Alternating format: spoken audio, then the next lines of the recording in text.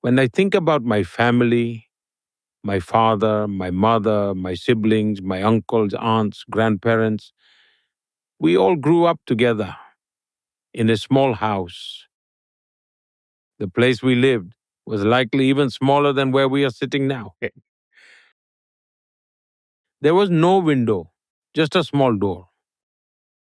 That's where I was born, that's where I grew up. Now, when people talk about poverty, it's natural to discuss it in the context of public life. And by those standards, my early life was spent in extreme poverty.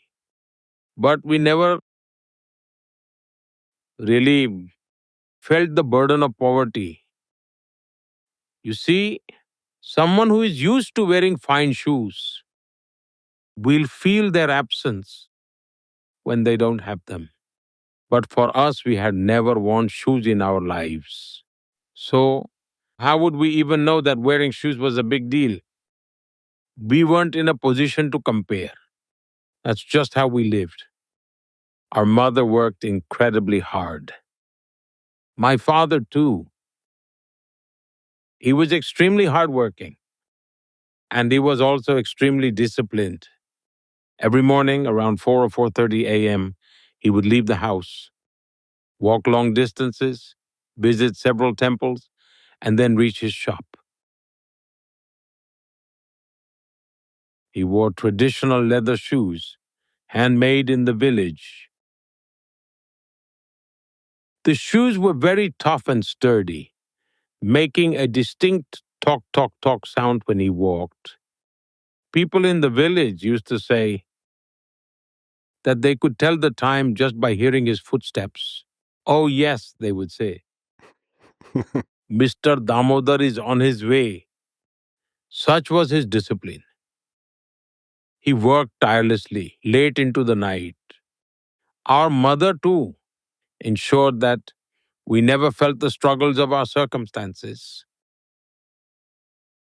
But despite everything, these challenging circumstances of living in scarcity never left a mark on our minds.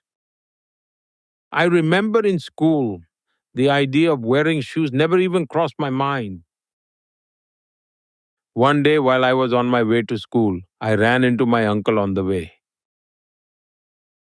He saw me and was surprised. Hey, you go to school like this, without shoes? So at that time, he bought me a pair of canvas shoes and made me wear them.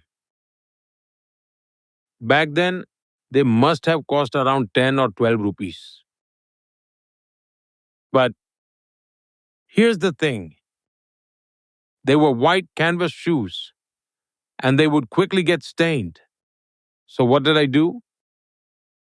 In the evening, after school was over, I would stay back for a while. I would go from classroom to classroom, collecting leftover pieces of chalk that the teachers had discarded. I would take the pieces of chalk home, soak them in water, mix them into a paste, and polish my canvas shoes with it, making them bright white again. For me, those shoes were a treasured possession, a symbol of great wealth. And I don't exactly know why. But from childhood, our mother was extremely particular about cleanliness. Perhaps that's where we inherited that habit too. Not sure how I picked up the habit of dressing neatly, but it's been there since childhood. Whatever I wore, I made sure it looked proper. Back then, as you can imagine, we didn't have any arrangements for ironing clothes. So instead, I would heat up water in a copper pot, hold it with tongs, and press my clothes myself. Then I'd head off to school. That's how I lived, and I found joy in it. We never thought about being poor or judged about how others lived or what their struggles were. We lived carefree, enjoying whatever little we had, and kept working hard. Never once did we complain about these things. And all these aspects of my life, whether you call it fortune or misfortune, unfolded in such a way in politics that they started coming to light. Because when I was taking my oath as chief minister, TV reporters went to my village, questioned my childhood friends, went to capture videos of my home. That's when people started asking, who is this and what background he is coming from? Before that, very few knew much about my life. That's just how my journey has been. My mother possessed an innate spirit of caring for others' well being. It was woven into the very fabric of her being. She possessed knowledge of traditional remedies and healing practices and would treat children with these home remedies.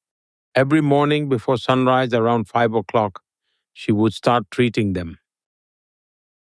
So all the children and their parents would gather at our home, little children crying, and we had to wake up early because of it. Meanwhile, my mother would continue treating them with care. This spirit of service, in a way, was nurtured through these experiences. A sense of empathy for society, the desire to do good for others. These values were instilled in me from my family. I believe that my life has been shaped by my mother, my father, my teachers, and the environment I grew up in.